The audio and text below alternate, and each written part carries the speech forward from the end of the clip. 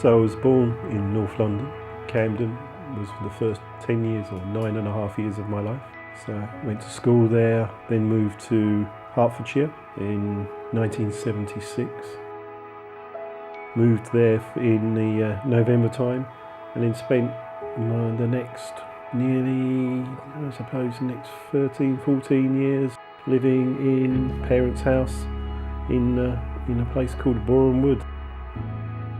From there, got married, moved into our own house a few miles up the road in a different town, and then went on from there to live in various places.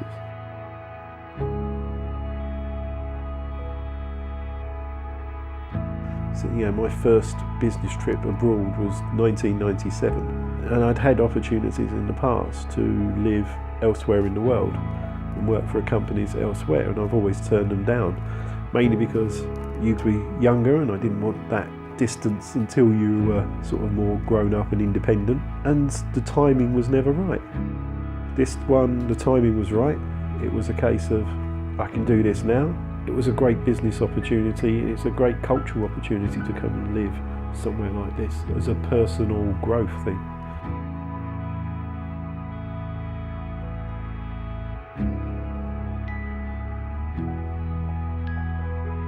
Because I was coming backwards and forwards for like 8 or 9 months before we both moved over, you're very much away from everyone, not just the distance, but also you've got the time difference.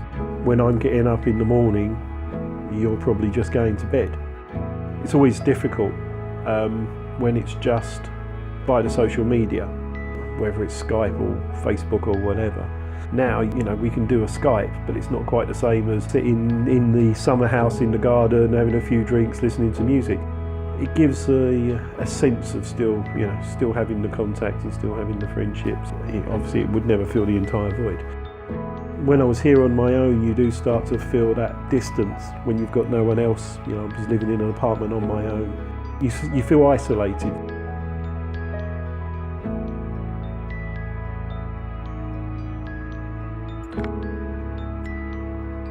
I had to be with the right person that was willing to move, otherwise this may not have happened.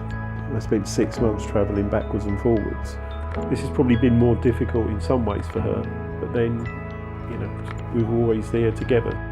Having Tanya here, it makes it easier because it was always an amalgamation of both lives coming together. This was an opportunity that if I'd been single, I would have just jumped at and just gone straight away. But if she wasn't happy to come here, I'm not quite sure what the next step would have been.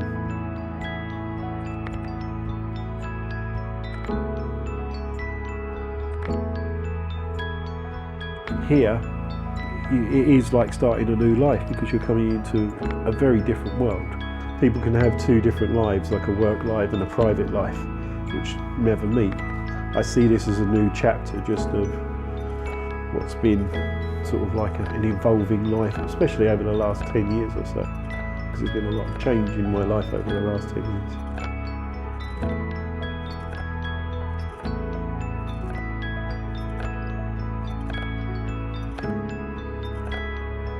But I do miss the UK.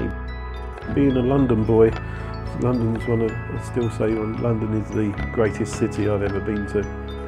There's lots of it I miss, It's such a wonderful country, such a diverse country, but also it's where my friends and family are. It will always be my home, but I may never live there again.